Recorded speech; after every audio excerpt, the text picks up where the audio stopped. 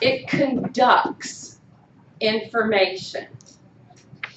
As you look at the spinal cord, the nerve fibers, do you remember in the muscular system how we had the one muscle fiber be a muscle cell, okay?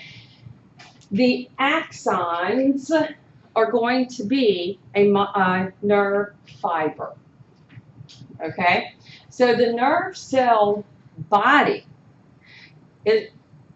for example, we have nerves, nerve cell body is up here in the brain, but the axon goes down the spinal cord. All right, and that would be a nerve fiber. So it's going to conduct information up and down.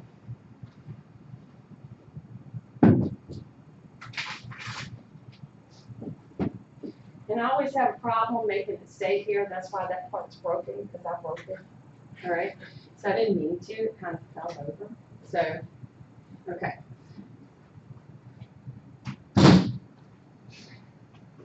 Being kind of close, you can probably see these ridges and lines. Okay, kind of far away. Be sure to check this out when we take a break.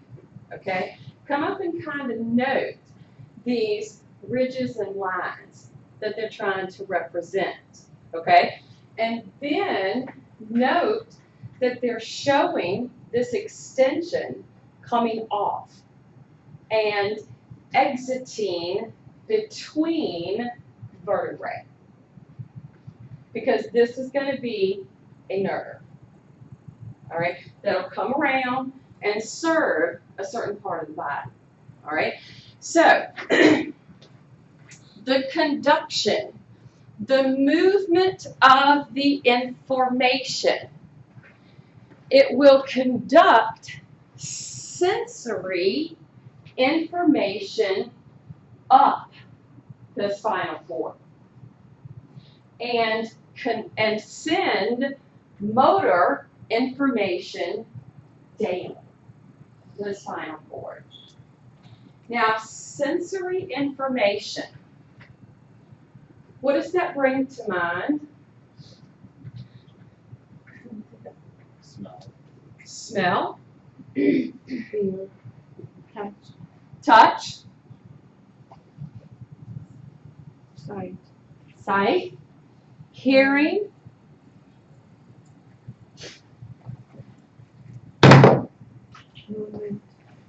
Movement. Picking up whether hot or cold. Okay. Sensory information. And then I get my effect. Okay. Meaning, I'm going to sweat. I'm going to pull away from something.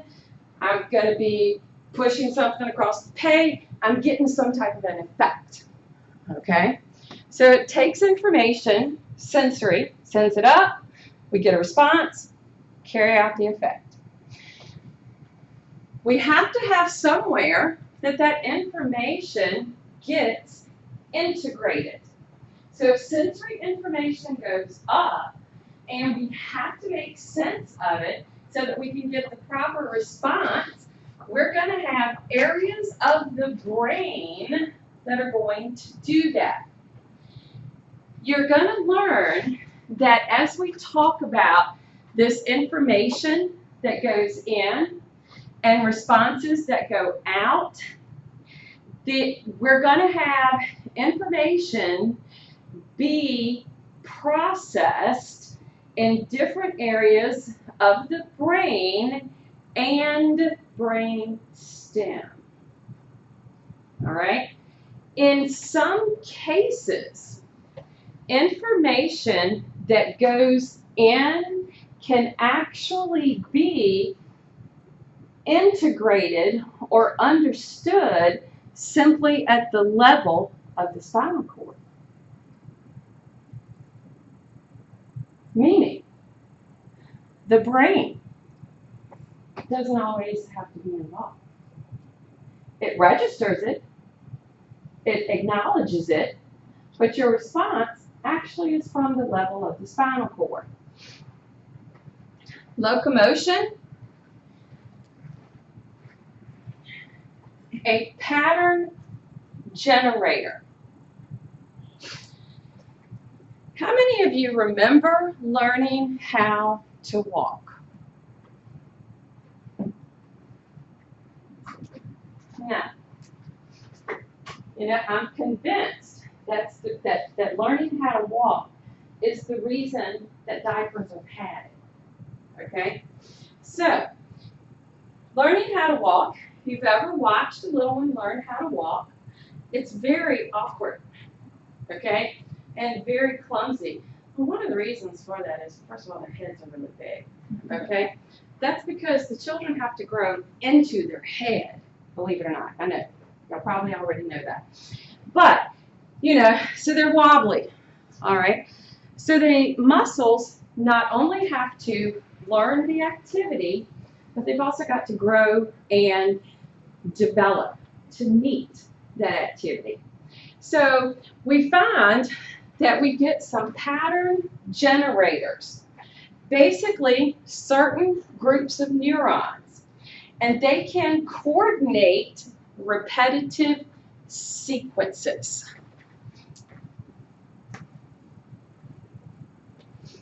How many of y'all think every time you get ready to walk about how to do it? No.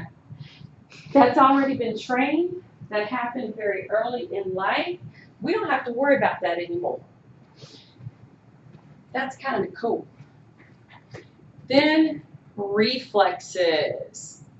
Once again, in this chapter, we are going to focus on reflexes that happen in skeletal muscle. So, reflexes are an involuntary response to some type of stimulus. Okay? Think about a bug coming at your eye. Okay? Or going up your nose, in your ear. Any type of reflex, like pulling away from something hot, something cold, whatever the case might be. So, involuntary. But believe it or not, we need those to remain for coordination. Every time something happens with the reflex, you end up falling over. Like ending up laid out somewhere. No, we keep our posture. Okay? If we step on something sharp, we don't fall over. Okay? Part of the body pulls away, and the other side of the body compensates. Okay? That is also for protection. We don't really want to fall over. Bump that head. What happens if you have a hard bump to the head?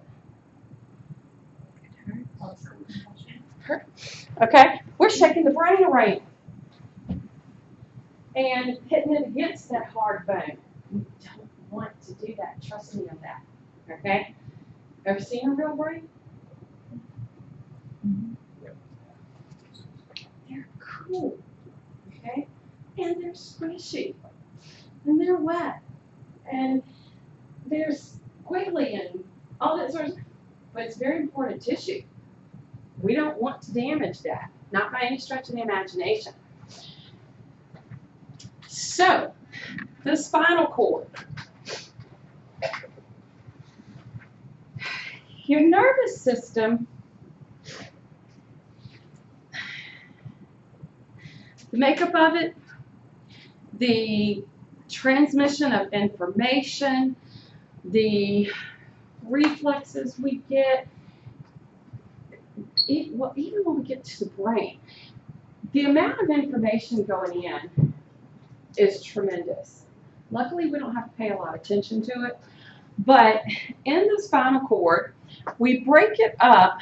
Once again, if we look at the anatomy, in the anatomy of it, spinal cord, a cylinder of nervous tissue that arises from the brainstem, because like I said, it begins as soon as it exits out of the foramen magnum. And we're going to see, now this sounds kind of weird, occupies upper 2/3 of the vertebral column. Do what? I thought my spinal cord went all the way, okay? That it went from here all the way to here. This actual cylinder of tissue, once again, when you take a break, come over here and take a peek at this, you'll see it actually tapers to an end, okay? And then it ends up with all this stuff that looks like strings, all right, that are exiting and continuing. So the actual cylinder of the spinal cord is this portion to where it tapers, okay? So they consider it the upper 2/3. At that inferior margin ends at L1. Lumbar, does everybody remember the lumbar vertebrae? And when you look over here, all right, you can hopefully from part 1 remember you got your cervical, thoracic, lumbar, sacral, coccygeal, okay? So roughly ends down here at L1. And then it continues with all this strength, okay? On average, about 1.8, 2 centimeters thick, about 45 centimeters long, depending on your height, okay? It gives rise to 31 pairs. 31 pairs. Because one of the things that we need to note, the exit of the nerves occurs on each side of the vertebral column. All right? So pair 1, pair 2, pair 3, pair 4, and so forth.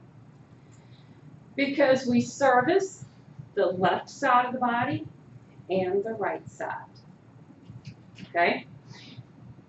When we say a segment, the segment is what that part of the spinal cord and supplied by each pair of the spinal nerves. So if we look over here, now note cervical region, okay? If you remember anything about those cervical vertebrae, they were not very big, okay? As we move down into thoracic, got a little bigger. We get into lumbar, a little bigger. So the segment would be that area that's surrounded by the bone. Does that make sense? So segment, segment, segment, segment. And from each of those segments, we have a spinal nerve exit. Does it like follow along? It just goes directly between. Goes directly between. Okay. Okay?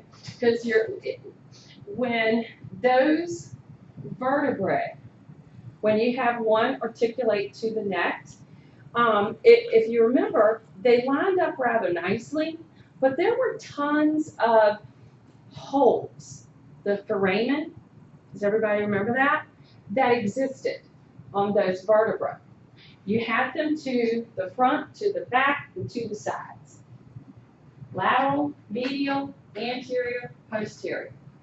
Okay? So, a segment would be basically what's under each bone. So, once again, letting me know that my spinal cord very well protected. But wait a minute. How about that nerve exiting? What does it tell me about the protection of that nerve that is exiting?